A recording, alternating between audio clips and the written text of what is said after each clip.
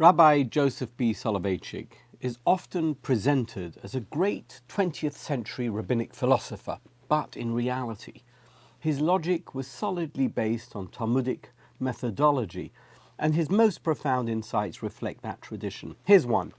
To sacrifice the permanent on the altar of the immediate is the greatest sin a scholar can commit.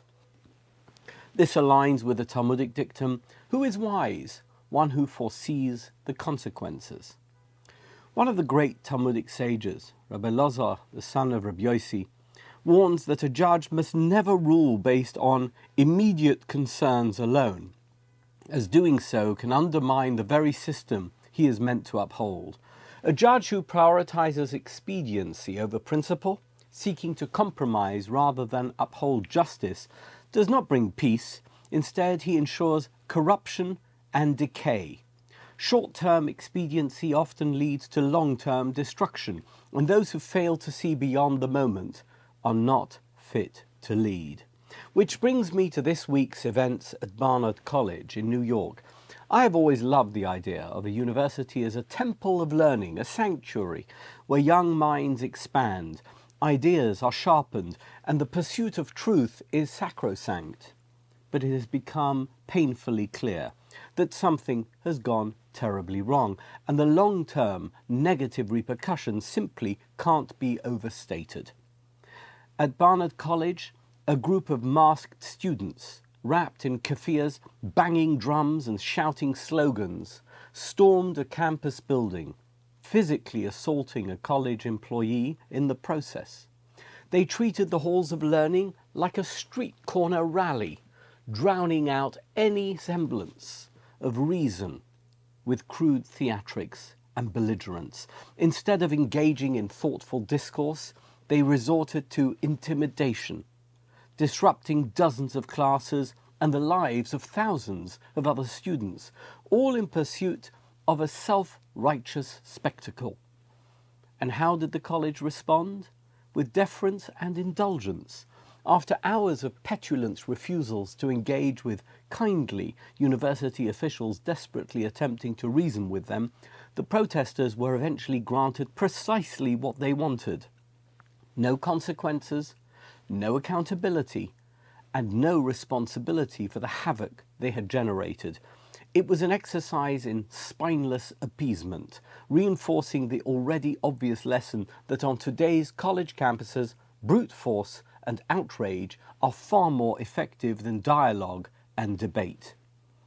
The protest itself was staged in response to the recent expulsion of 2 students who had aggressively disrupted a History of Israel class, turning what should have been an environment of learning into a battleground of political agitation.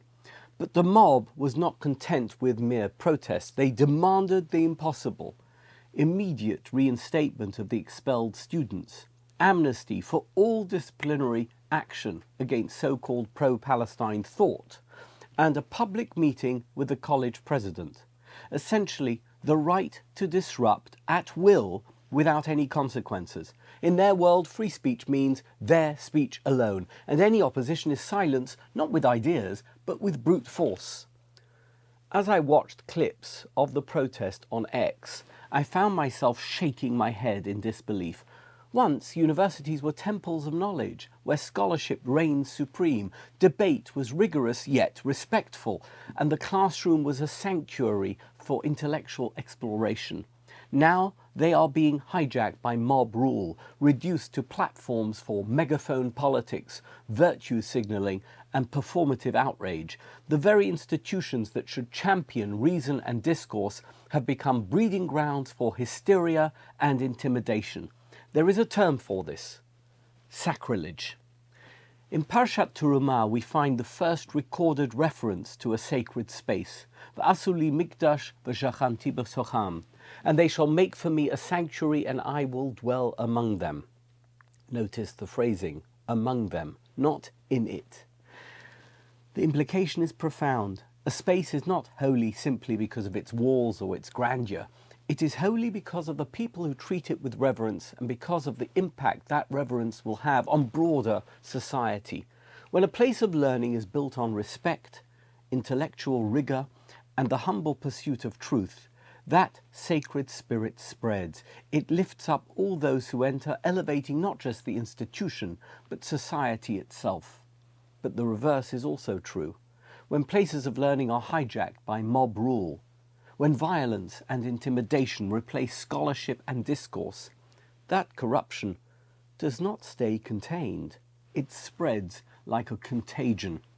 If universities become places of shouting rather than thinking, of bullying rather than reasoning, of destruction rather than construction, we should not be surprised when wider society begins to mirror that same decay.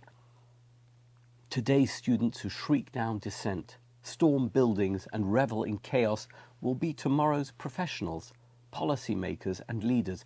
If they are taught that force wins arguments, that disruption yields rewards, and that entitlement trumps effort, that is the world they will build, and the world we will be forced to inherit. Their ugly behaviour will spill out well beyond the halls of learning, which is why university leadership cannot afford to appease the chaos makers. They must be dealt with firmly, swiftly, and without hesitation. A university that refuses to uphold its own rules, rules designed to protect the very foundation of learning, ceases to be an institution of higher education. It becomes a playground for the loudest and most aggressive, where intimidation replaces intellect, where noise drowns out knowledge, and where sacred spaces are reduced to battlegrounds of division and disorder. To be clear, students are entitled to their opinions. They have every right to debate, to discuss, and to challenge ideas they find objectionable. But they do not have the right to storm buildings, assault staff, disrupt classes, and then demand immunity from consequences. That is not free speech. That is anarchy. Barnard College's administration was totally right to expel the two students who disrupted the class. They would be even more right to stand their ground and refuse to be bullied into reversing that decision. If universities are to reclaim their place as temples of learning, they must set clear boundaries and enforce them decisively. If we allow our sanctuaries of knowledge to be overrun, we should not be surprised when the entire edifice of civilization begins to crumble. As C.S. Lewis warned, education without values, as useful as it is, seems rather to make man a more clever devil. And in the end, the real question is this: do we want our future shaped by reason and discipline, or by chaos and destruction? Because, as Margaret Thatcher so bluntly put it, you can't have education without discipline. You can't have freedom without order.